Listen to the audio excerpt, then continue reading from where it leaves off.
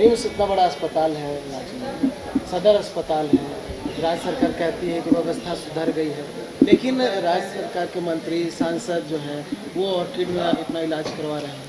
देखिए, ये बात सदन के अंदर आया है। हमारे विपक्ष के नेताओं ने, वक्ताओं ने इस बात को रखने का काम किया है कि जब स्वास्थ्य सेवा सुधर गई है, जब रिम्स सुधर गई है, सदर अस्पताल सुधर गई है, तो फिर हमारे माननीय वित्त मंत्री जी ऑर्किड में क्यों इलाज करा रहे हैं? माननीय राज्यसभा सांसद महुआ मांझी जी क्यों ऑर्किड में इलाज करा रहे हैं? तो सरकार इस पर मौन है। सरकार जवाब देगी भी तो क्या देगी? सरकार तो देखिए, कोई सरकार हो, मैं किसी एक सरकार की बात नहीं करता हूँ। जब सरकारें जवाब देती है तो गोल मटोल जवाब देते हैं। अपनी कमियां कोई बताता है क्या कि हमें ये कमियां हैं? हर व्यक्ति को यदि ये समझ जाए कि हमारी कमियां क्या है, तब तो बड़ा चमत्कार हो जाएगा। लेकिन अपनी कमियों को कोई नहीं बताता। देखिए, सदन के अंदर होता क्या है? सदन के अंदर सत्ता पक्ष अपना पीठ थपथपाता है, विपक्ष आरोपों की बौछार करता है। होता क्या है? तो मैं ये कहूँगा कि इसे इस भावना से देखना चाहिए कि स्वास्थ्य ठीक रहेगा। उससे भी कहा गया हेल्थ इज वेल्थ। यदि स्वास्थ्य ठीक रहेगा तो सब ठीक रहेगा। स्वास्थ्य ठीक नहीं रहेगा तो धन संपत्ति रख करके भी कोई काम नहीं आएगा। तो स्वास्थ्य के साथ खिलवाड़ नहीं होना चाहिए और स्वास्थ्य सुविधा कोई सरकार हो उसको बेहतर करना चाहिए। और कमियां जो कोई गिनाता है तो उसको संज्ञान में लेकर उसको ठीक करने का उपाय करना चाहिए।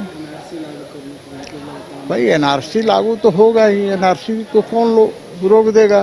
भाई सीए, एनआरसी ये सब लागू होंगे और एक कांग्रेसी, राजद, सपा, बसपा, जेएमएम सब बिल आते रहेंगे, एनआरसी लागू होकर रहेगा। अच्छा, कल मंत्री इरफान अंसारी ने ये कहा है सर, बीजेपी वो सांप है जो सांप तो मर गया लेकिन डंक मारना नहीं। अब देखिए, ये तो वही लोग हैं ना, जिहादी लोग हैं ना, हैं यही जिहादी लोग ना हैं जो इस रमजान के पवित्र महीने में गोपालगंज में 80 साल की बुजुर्ग महिला के साथ बलात्कार करते हैं।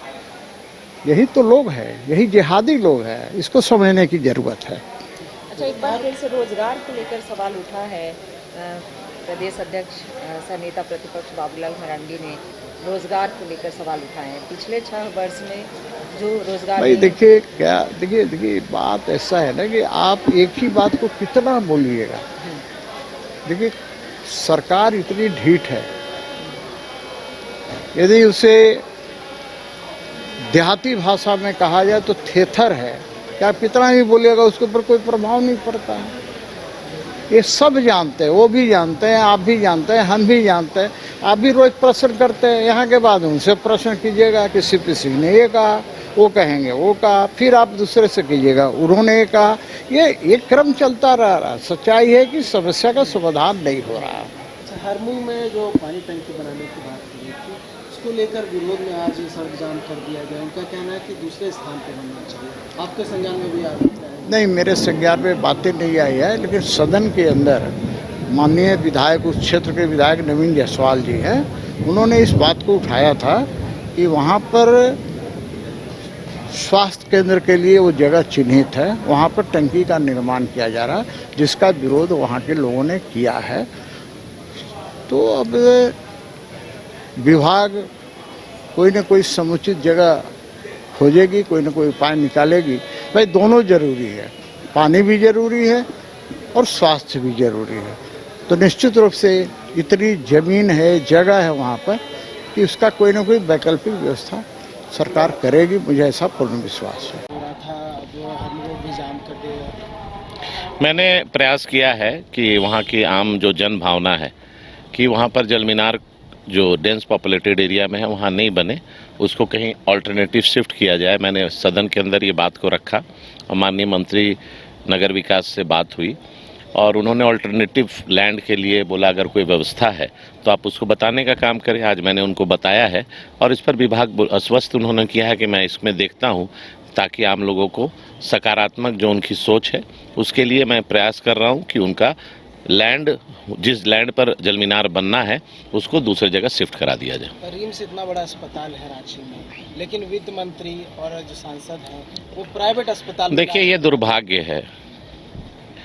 यहाँ के आम गरीब जनता के बारे सोचिए कि रिम्स जैसे संस्था में यहाँ के जब स्वास्थ्य मंत्री या उनकी सांसद महुआ मांझी वहाँ नहीं एडमिट होकर के प्राइवेट हॉस्पिटल में जा रहे हैं, तो आप समझ सकते हैं ये सरकार को अपने ही संस्था पर विश्वास नहीं है। जनता पे क्या संदेश है?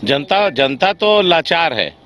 प्राइवेट हॉस्पिटल में पॉकेट अलाउ नहीं कर रहा है और सरकारी हॉस्पिटल में ट्रीटमेंट नहीं हो रहा है, तो जनता कहीं ना कहीं ठगी हुई महसूस कर रही है ये सरकार से। लागू करने की बात कर रहे हैं, विपक्ष कह रहे हैं लागू नहीं होने देंगे। देखिए, ये समय आने दीजिए, उस पर फिर बात किया जाएगा।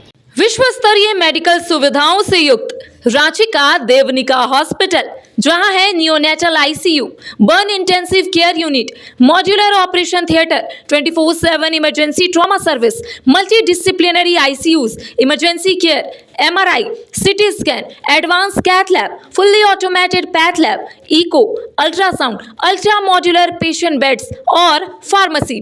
देवनिका हॉस्पिटल एंड रिसर्च सेंटर, किफायती दर पर विश्व स्तरीय इलाज, एंसिलरी चौक, टूपुदाना इंडस्ट्रियल एरिया, रांची।